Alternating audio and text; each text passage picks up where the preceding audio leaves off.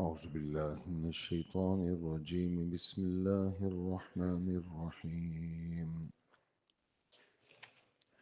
قالت الأعراب آمنا قل لم تؤمنوا ولكن قولوا أسلمنا ولما يدخل الإيمان في قلوبكم وإن تطيعوا الله ورسوله لا يلدكم من أعمالكم شيئا إن الله غفور رحيم.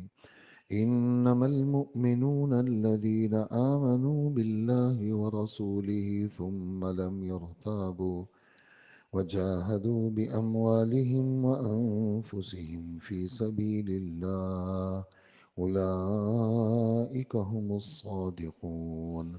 قل أتعلمون الله بدينكم والله يعلم ما في السماوات وما في الأرض والله بكل شيء عليم. يمنون عليك أن أسلموا قل لا تمنوا علي إسلامكم بل الله يمن عليكم أن هداكم للإيمان إن كنتم صادقين. إن الله يعلم غيب السماوات والأرض والله بصير بما تعملون. صدق الله العظيم. یہ سورہ حجرات کی آخر کی 5 آیتیں آپ نے سنی، 14 سے لے کر 18 تک، اور ان آیتوں میں ایک خاص قصے کا بیان ہے۔ ترجمہ سن لیجئے۔ دیہات کے کچھ لوگ آئے اور کہتے ہیں کہ ہم ایمان لے آئے۔ ان سے کہو کہ تم تو ایمان نہیں لائے، البتہ یہ کہو کہ ہم نے ہتھیار ڈال دیے ہیں، ظاہری تابعداری کر لی، اور ایمان ابھی تمہارے دلوں میں داخل نہیں ہوا، اور اگر تم واقعی اللہ اور اس کے رسول کی اطاعت کرو گے تو اللہ جل جلالہ تمہارے اعمال کے ثواب میں ذرا بھی کمی نہیں کرے گا۔ یقیناً اللہ جل جلالہ بہت بخشنے والے ہیں اور بہت مہربان ہیں۔ ایمان لانے والے تو وہ ہیں جنہوں نے اللہ اور اس کے رسول کو دل سے مانا ہے، پھر کسی شک میں نہیں پڑے، اور جنہوں نے اپنے مال و دولت، اپنی جانوں سے اللہ کے راستے میں جہاد کیا ہے، وہی لوگ ہیں جو سچے ہیں۔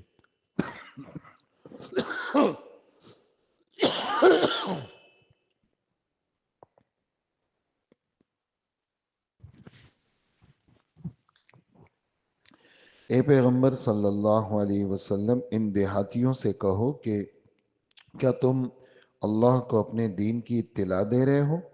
حالانکہ اللہ جل جلالہ ان تمام چیزوں کو خوب جانتا ہے جو آسمانوں میں ہیں اور زمین میں ہیں، اور اللہ پاک ہر چیز کا پورا علم رکھتے ہیں۔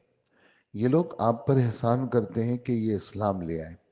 ان سے کہو کہ مجھ پر اپنے اسلام لانے کا احسان نہ جتلاؤ، بلکہ اگر تم واقعی اپنے دعوے میں سچے ہو تو یہ اللہ کا تم پر احسان ہے کہ اس نے تمہیں ہدایت دی ہے، اس نے تمہیں ایمان کی ہدایت دی ہے۔ حقیقت یہ ہے کہ اللہ جل جلالہ آسمانوں اور زمین کی ہر پوشیدہ بات کو خوب جانتا ہے، اور جو کچھ تم کرتے ہو اللہ جل جلالہ اسے اچھی طرح دیکھ رہا ہے۔ یہ 5 آیتوں کا ترجمہ آپ حضرات نے سنا۔ بالکل آسان باتیں ہیں آج کے درس میں۔ اس میں واقعہ تو خاص واقعہ ہے، لیکن ہمارے عربی جو قواعد ہیں ان کا ایک اصول یہ ہے کہ العبرۃ لعموم اللفظ لا لخصوص السبب، کہ الفاظ کے عموم کا اعتبار ہوتا ہے، کسی خاص واقعے کا اعتبار نہیں ہوتا۔ وجہ اس کی یہ ہے کہ قرآن پاک قیامت تک کے لیے کتاب ہے، اور اس کے ایک ایک لفظ میں اللہ نے ہدایت رکھی ہے، ہدایت کا سامان ہے، دعوت بھی ہے، ہدایت بھی ہے۔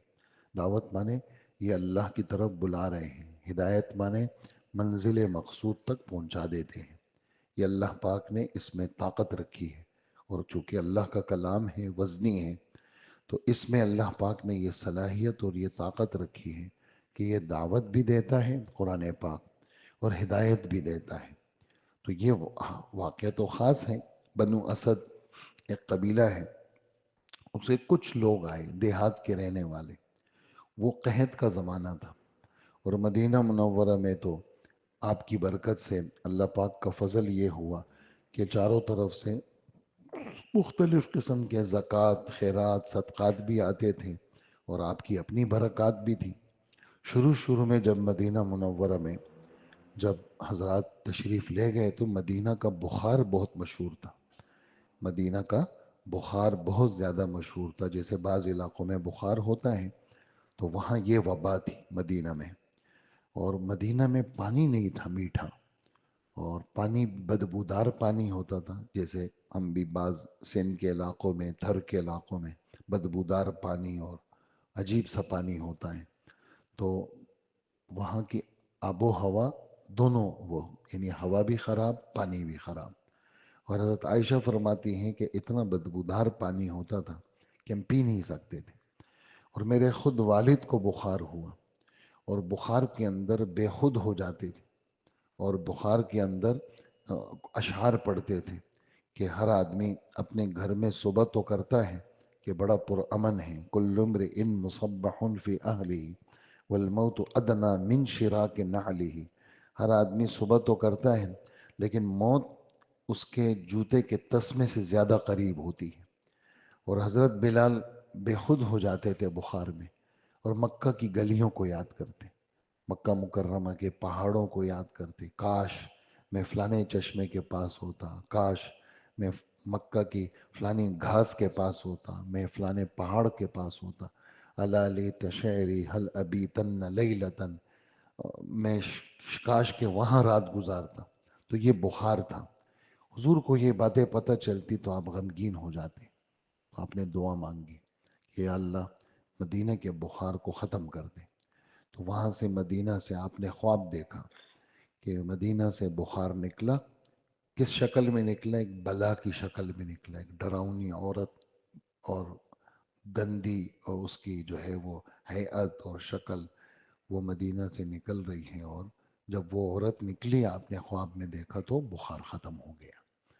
اور پھر اللہ جل جلالہ نے وہاں کا وہ پانی کا نظام بھی اچھا کیا، میٹھا پانی اللہ پاک نے دے دیا مدینہ منورہ میں۔ خیر، تو آپ کی برکت سے وہاں برکات تھی۔ تو یہ قحط کا زمانہ تھا، یہ بنو اسد قبیلے کے کچھ لوگ آئے، انہوں نے مہنگائی بھی کر دی اور غلاظتیں بھی پھیلا دی، دل سے مسلمان نہیں تھے، اور آ کر کے حضور کو کہنے لگے دیکھو لوگوں نے تو آپ کے ساتھ لڑائیاں کی، مکہ والوں نے دیکھو ہم نے کوئی لڑائی نہیں کی، لوگوں نے آپ کو بڑا تنگ کیا، دیکھو ہم نے کوئی تنگ نہیں کیا، ہم شرافت سے کلمہ پڑھ کے آ گئے۔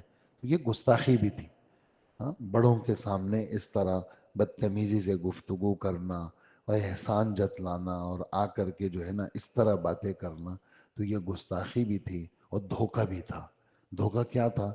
اصل ایمان کیا ہے؟ دل کی تصدیق کا نام ہے، دل سے کسی چیز کو سچا مان لینے کا نام ہے، دل سے مان لینے کا نام ایمان ہے، اور ظاہری اعضاء سے تابعداری کا نام اسلام ہے۔ لیکن مومن مسلم کے بغیر نہیں ہو سکتا، اور مسلم مومن کے بغیر نہیں ہو سکتا۔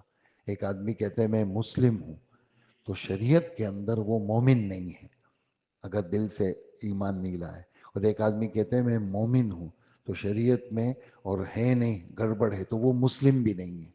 تو اگر مسلم ہے تو مومن بھی ہوگا، اور اگر مومن ہے تو مسلم بھی ہوگا۔ لغت کے اعتبار سے تو ہو سکتا ہے، لغت میں کیا ہے؟ اسلام تابعداری کو کہتے ہیں، ظاہری ہم نے ہتھیار ڈال دیے، لیکن دل کی تصدیق جو ہے وہ کہ میں دل سے اللہ کے رسول پہ بھروسہ کر کے ان کی سب باتوں کو مانتا ہوں، یہ تو بغیر تصدیق قلبی کے نہیں ہو سکتا۔ تو انہوں نے جھوٹ بولا ان لوگوں نے، اور دھوکہ بھی دیا، صرف ظاہری اپنے نفع کے لیے انہوں نے یہ جملے کہے۔ تو یہ پوری آیت نازل ہوئی، اور قیامت تک کے مسلمانوں کو ایک راستہ دے دیا صاف ستھرا۔ وہ کیا؟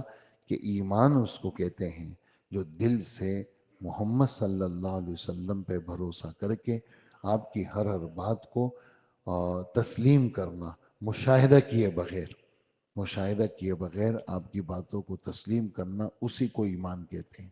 اور مومن اسی کو کہتے ہیں جس کے دل میں شک نہ ہو، اور مومن اسی کو کہتے ہیں جو اللہ اور اس کے رسول کو مانے، اور مومن اسی کو کہتے ہیں جو اللہ رسول کے دین کے لیے مشقتوں کو اٹھائے، تکلیف کو اٹھائے، اپنے جذبات کی قربانی دے یہی لوگ سچے ہیں۔